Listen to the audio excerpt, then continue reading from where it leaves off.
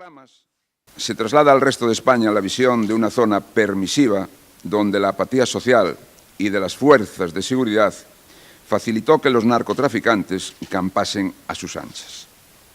Da la impresión que casi todo el mundo estaba implicado y el dinero negro era tan abundante que cuando llovía salía flotando por las alcantarillas de las calles.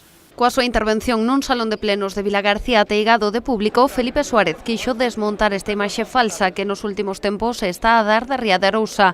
O presidente de honra da Fundación repasou a loita da sociedade contra o narcotráfico. Aquí, en Arousa, no hubo apatía. Al contrario, sus vecinos fueron pioneros en España en la lucha contra el tráfico de drogas. Así lo reconoció la Brigada Central de Estupefacientes con su distinción al ser el único órgano galardonado. La leyenda es una cosa, la realidad es otra.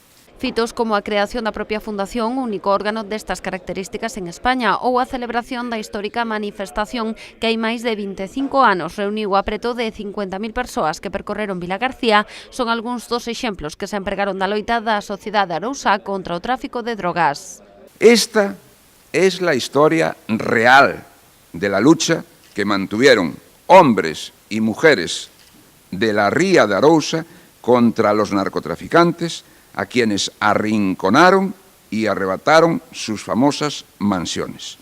Y lo hicieron sin recibir nada a cambio, gastando dinero de sus bolsillos.